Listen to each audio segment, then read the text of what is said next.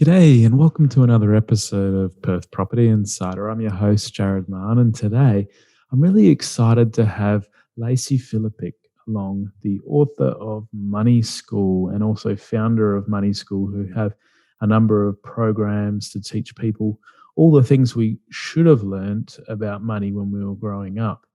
Now, there's a real gap when I go deeper with people, and that gap is the financial education that is missing and needed as a real solid foundation in building wealth. So what I see happening is people start to create wealth, they start to make some money, but their foundation isn't solid and they're actually sinking backwards faster with the more money that they make. So I really wanted to seek out Lacey. I'd read her book, I absolutely love it. You've got to get a copy of it. It's called Money School.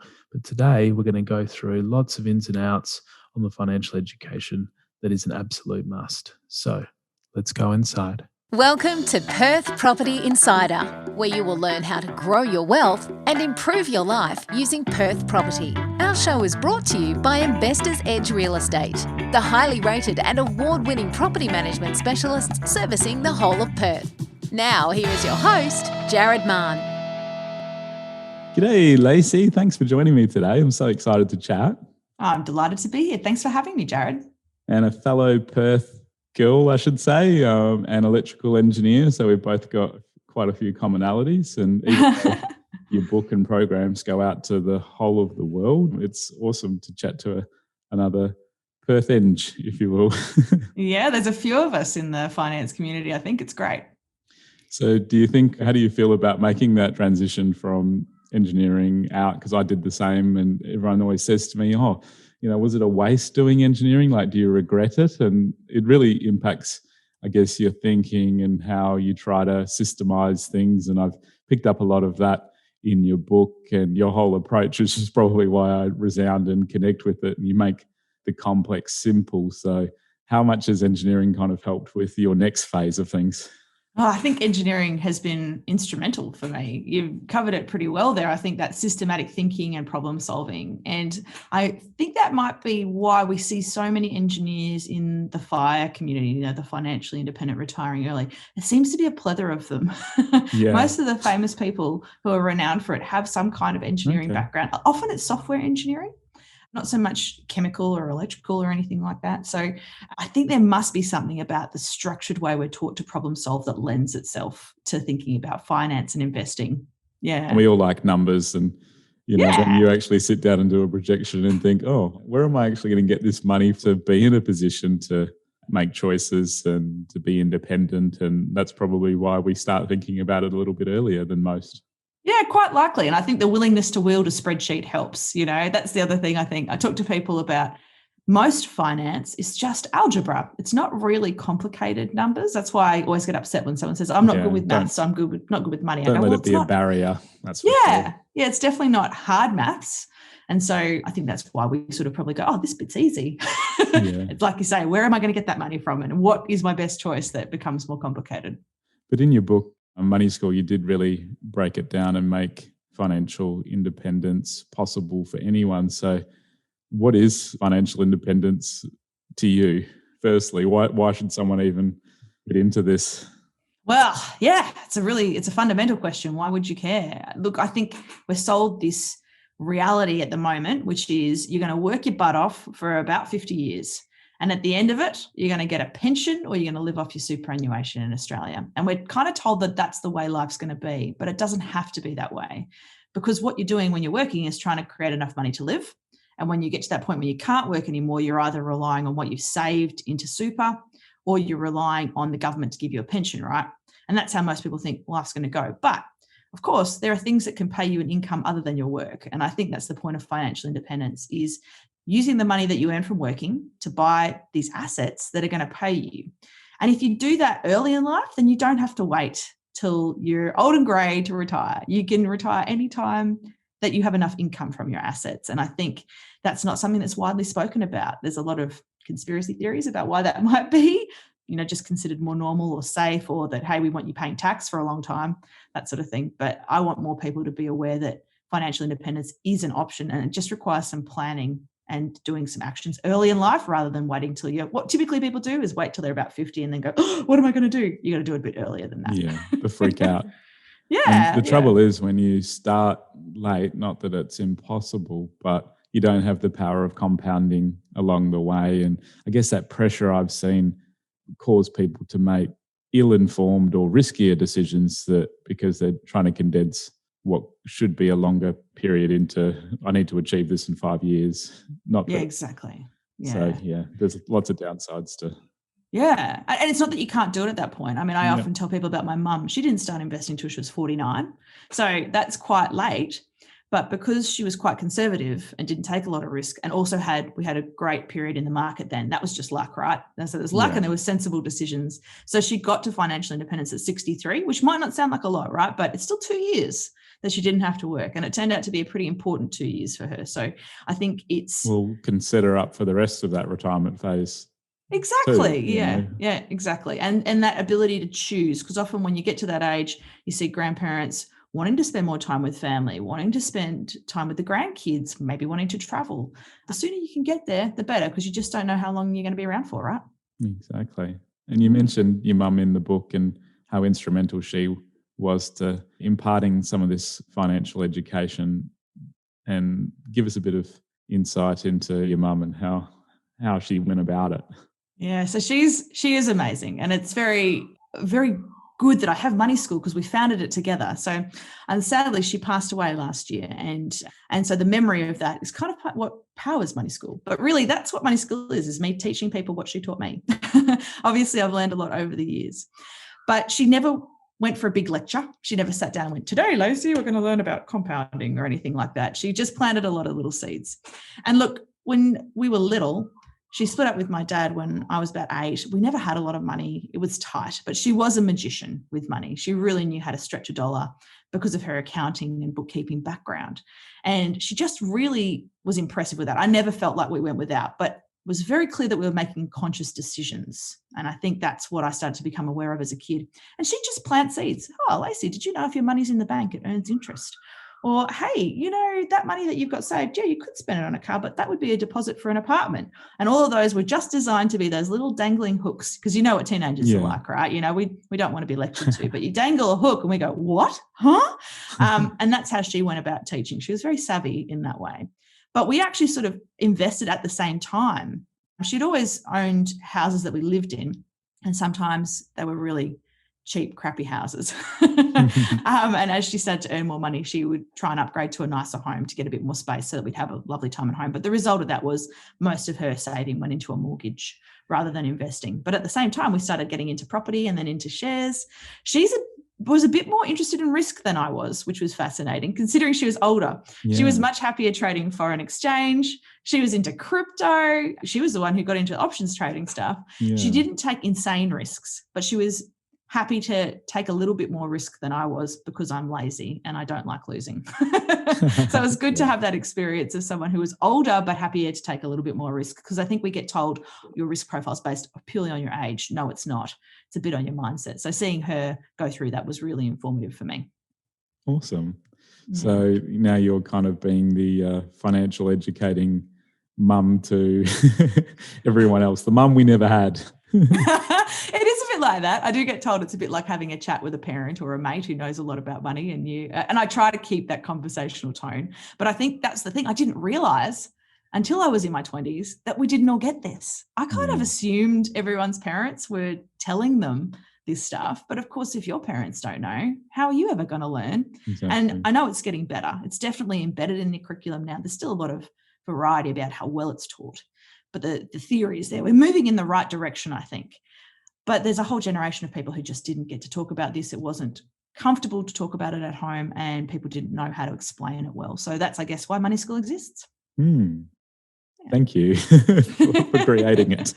It's good because fun. There is a big gap in people's financial education. And I think before, when I was chatting to you weeks ago, I was saying that I just want to try to help people bridge that gap and find out what they don't know, because it can be like having a weak foundation. You start building on it, you start gaining money, and you can be sinking and going backwards quicker than you're going forward. So Do you see that in people? I bet it sometimes Yeah. takes a crisis for someone to maybe even come to you. Yeah. So You see I'm it a sure you lot. see a lot. Yeah. And, because of what I do get a lot of queries. People send me, can you help me? I'm struggling. And of course, I don't do financial advice. So I have to refer them to a counselor or an advisor usually. But in general, it is exactly as you describe. They've been told a little piece of information, or they've been given a very select piece of info, and they've made decisions based on that without understanding the full scope. And it is risky. And I think particularly with property, I see this so much because you go into debt usually for property. That magnifies that risk, right? So I think it is important that people make sure they understand the whole picture, not just what they've been given by the person trying to sell them a particular product, which is unfortunately where a lot of this starts. Yeah.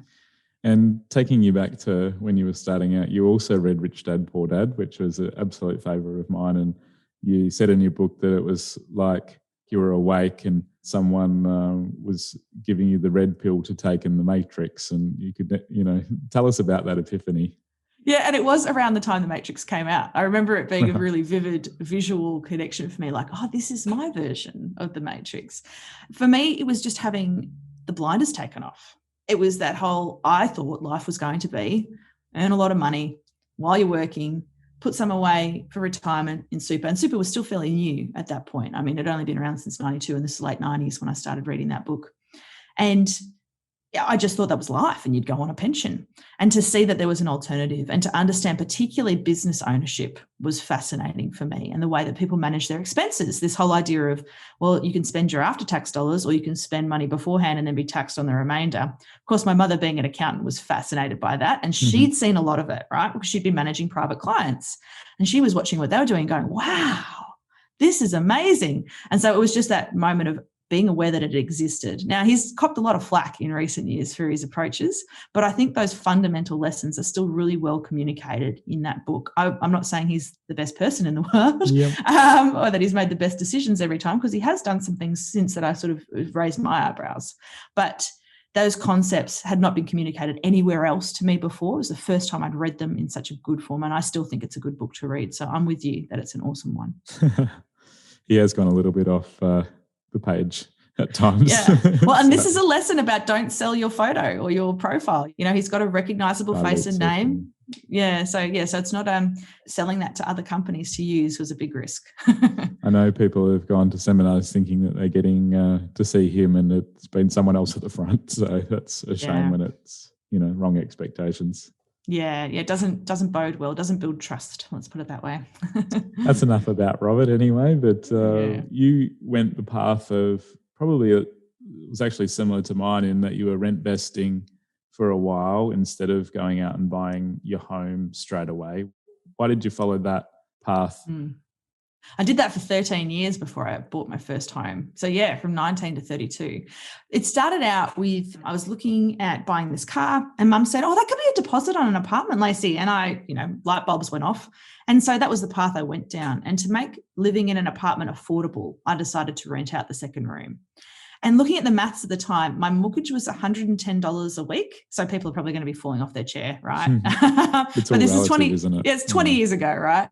20 years ago now. And so $110 a week on the mortgage, and I could rent the second room out for $90. My friends who were in share houses were paying $100 a week. So the mortgage was comparable, but by being able to rent out that second room, I was actually paying less. So it was about making it affordable while I was a student initially, living in it and taking on a boarder. And then I finished engineering, and I grew up in Brisbane, and I had taken a job in Kalgoorlie, not knowing where Kalgoorlie was really, but was moving away. And at that point, I was like, I can afford to keep this property and rent it out. And it was only negative geared for a very short time because I'd got in so early, because the rent was about $200 a week when I moved out, someone renting the whole place. So very quickly became positively geared. And that was when I realized, hey, that's a great strategy. Buy a property, either live in it or rent it out, and then let the tenants pay for it. And I guess that's where I started learning about the difference between why people buy for negative gearing reasons and then the point of having an income. But doing that, you get access to that growth. And it was the growth in equity that allowed me to keep buying more properties. And so I'd bought another couple by the time I was 23, then discovered shares. But property has been a foundational one for me.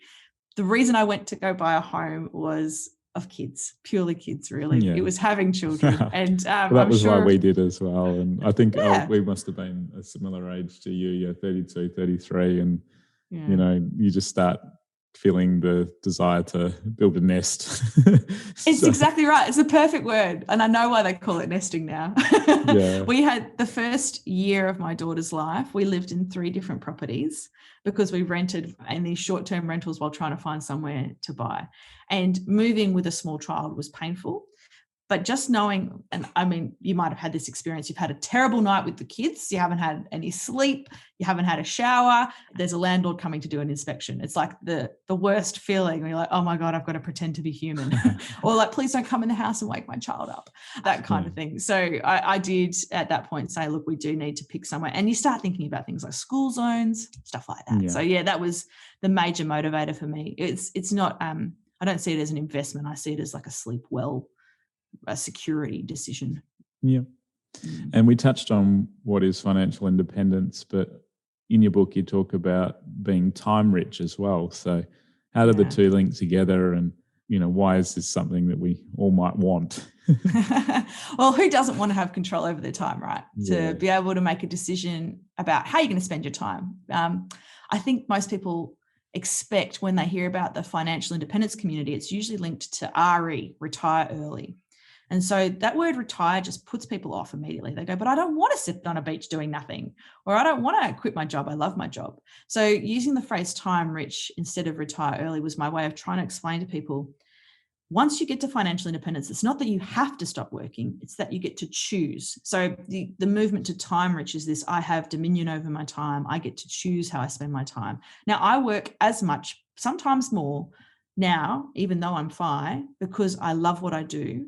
And I don't have to do it if I don't want to. So when I want to take school holidays off, I can. When I wanted to turn off the business last year while my mum was sick so I could care for her, I could. It's having that option to do it and not wondering about whether you're going to be able to afford to live. So that's the point of being time rich. So they kind of go hand in hand.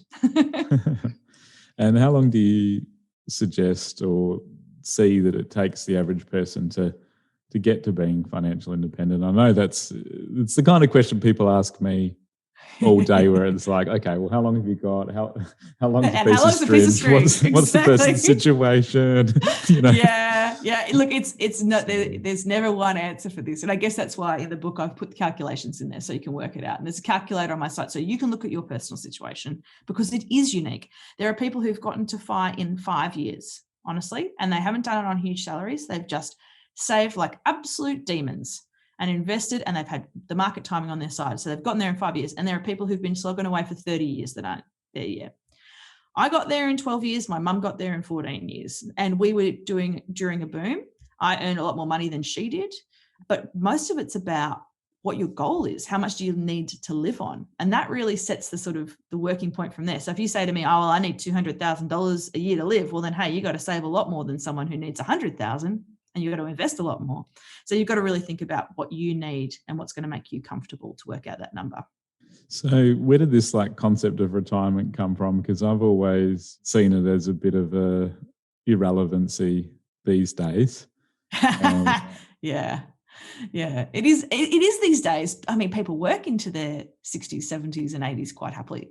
But the point of it originally, and it's over a century old, it was developed for people who were reaching the end of their capacity to work. And we're talking about at this point, when it was invented, I think it was late 1800s, that the retirement age, which was 70 when it was set, was about the life expectancy. So it was just trying to give people that last couple of years, probably on average, where they didn't have to work. But it was expected that you would just work until you died. People were probably dropping dead in the fields back then. So that concept of, hey, we should give people at the end of their life a little bit of a living cost so they don't have to work those last few years when they're ill, basically, and they can't anymore. That's where it came from, which is pretty impressive to think that someone thought of doing that. We're not going to make you work until you absolutely drop dead, but it stayed. And the age has come down a little bit from, 70 when it started to sort of mid 60s, though it keeps now going back the other way, doesn't it? Because our life expectancies have gotten so much better. So where it used to be a few years, now you could be looking at 2 decades or more in that retirement phase. And I think that's when you say it's a bit irrelevant now.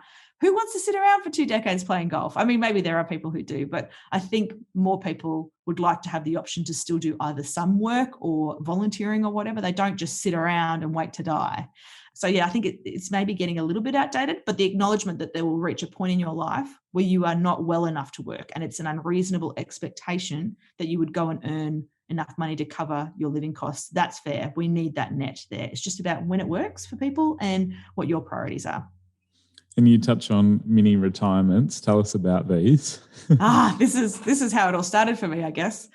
So I read The 4-Hour Workweek, and the phrase mini retirement comes from that. But the concept's not like brand new or anything. You would have heard of them as sabbaticals, maybe. They're quite common. It's this idea of why wait till you're in your 60s or 70s to have this freedom of time. Bring small chunks of that forward into your younger life. So I had my first retirement in my late 20s. And I say mini retirement because the intention is it's never permanent. It's like taking a break. But the way that working as an employee works is we're not really well designed for that. Once every 10 years, you might get your 3 months long service leave. But when you're an employee, it's hard to get those breaks. So I decided to change over to consulting. And in the course of 5 years, I had 5 mini retirements with my then partner, who later became my husband, and we're still together. So, and each one was sort of 3 to 6 months long. And during that period, you just literally have the equivalent of a retirement. You don't have a calendar necessarily. You can move somewhere else. I went and lived down near Margaret River for a few of mine because I loved it down there. And you actually enjoy that feeling of not having to go to work for a long period of time. You know how it is when you have your second week of holidays and you're finally unwinding and you go, now I've got to go back. Yeah, like, I know I've got to go back. That's what you're trying to avoid, that whole, hey, I've now still got another 2 or 3 or 4 or 5 months of that feeling, and then giving yourself some time to recuperate and to do something other than work. And when you do start thinking about your time, and of course, when you're on these mini retirements, it's then like, okay, well, what am I actually going to do with myself now that I don't have to answer to that alarm clock per se, or the schedule that is always driving us? You have a concept in your book called the shit to gold ratio. This is probably my favorite part of the whole book because it really changes how you think about the things that you do in life. So you've got to explain some of this to us. What is the shit to gold ratio? Yeah, and this came about from a family member saying to me when I was complaining about my work, Lacey, everything has some shit and everything has some gold. And you've just got to make sure that there's not so much shit that it outweighs the gold. And that is really the story of life, isn't it? With everything, with your relationships, with where you live, with your job, it's all about the shit to gold ratio. So the first part is you've got to acknowledge that there will be some shit. Every job is going to have the stuff you don't want to do. Every relationship is going to have things that annoy you.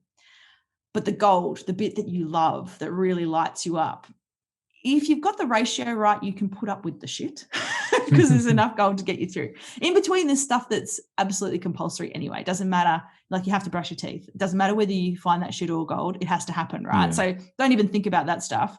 It's the stuff that you're putting up with because that's what this requires, or that is amazing because it's a highlight of the job that you wouldn't get any other way. So it's important that when you're making decisions that you acknowledge for you what's in each of those buckets, because it's not going to be the same. You might love administration stuff and I hate it, so they might be in a gold bucket for one person and in a shit bucket for another. You've got to know what works for you. And I find most of the time when people are unhappy, it's because that ratio has gotten out of whack. There's too much shit piling up and not enough gold to compensate for it. So they say, that's it, I've had enough. And this is, I guess, the point. Not every job's the same. Not every person's the same. You can't really put an entire category of people into one. And I do think it's about the company that they work for and the person that they are. So I've had rental agents for 18 years. I've been working with property managers, and I have had far and away more good ones than bad ones. Some of them have saved just massive amounts of stress for me, and they're the ones that go in gold, where I go, you are worth every single penny. Thank you so much. And I often send them a bunch of flowers or send them a testimonial or tell their boss they need a raise. I have had 2 that drove me nuts, that made my life harder. And it was about the individual, not about the company. They just weren't the right people for the job they've been asked to do. And that's when they add to your stress bucket. And so I think it's important to acknowledge it's not like a uniform, oh, well, everything's good when you deal with this one type of thing. No, not always. If the person's involved, then of course personality and their circumstances make a difference to what's happening. Yeah, good example. So when it comes to, I guess, some of the foundations for the financial education, you mentioned that there's 3 personal finance rules worth knowing. Explain a bit about these. Okay, I like the idea that there aren't a lot of rules. and this is, I think, where people get caught, is they think, oh, well, there's a list of 10 rules, I must follow them all. It's not necessarily true. So I've tried to really just condense it down to things that I think are absolutely rules, and everything else is negotiable. So when I say these are rules, I really do think these are the easiest, simplest, lowest risk way to get to financial independence. But again, you can ignore them if you want to, because there's lots of ways to choose your own adventure.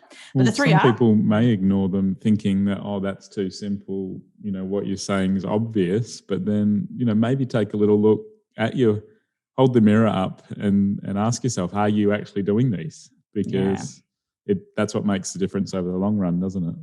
Yeah. And I guess, we all love a recipe, don't we? Save 20%, put this and this amount here, blah, blah, blah, blah. And it makes life easy. But I think acknowledging most stuff with money, you do have to pay attention to what works for you, which is why I haven't put numbers in any of these. I've said, number one rule is you must save. That's it. Pay yourself first. I don't say whether it needs to be 2% or 70% of your salary, but you have to save. I think that's compulsory. There will be people who say you don't need to save, you can use debt, but I think that just adds a lot of risk for people. So that's why I say saving is important. The second one is you need to buy assets. And I use that Robert Kiyosaki definition. An asset puts money in your pocket. And then the final one is, I think, also a rule, but you can still use it if you use it well. So maybe it's more of a guideline. That's avoid bad debt. So bad debt is for things that aren't assets.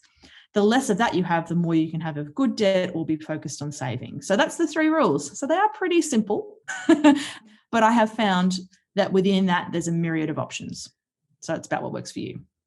Excellent. And so those that can't seem to save, no matter how much income they're on, and they get the promotion and they get the better jobs, but they still don't seem to be getting ahead, is there any advice that you can give to those people? Because I guess I've been that in my earlier days, and it really took me going back and looking at my programming, and I'm glad that I've corrected it in the earlier part of my journey, but then I do come across those that still have that fundamental flaw, I guess. So I think there's two things that are really important in this discussion. So the first one I have to acknowledge is sometimes you can't save. Like, it's a legitimate problem, and I wouldn't want anyone who is if you've got a really tight budget, you've only just got enough income to cover your basic expenses, that is a legitimate thing. It happened for my mum for about 10 years while she was raising two daughters on a single income with not a lot of financial support from my dad. So first of all, if that's you, please don't beat yourself up. It's legitimate.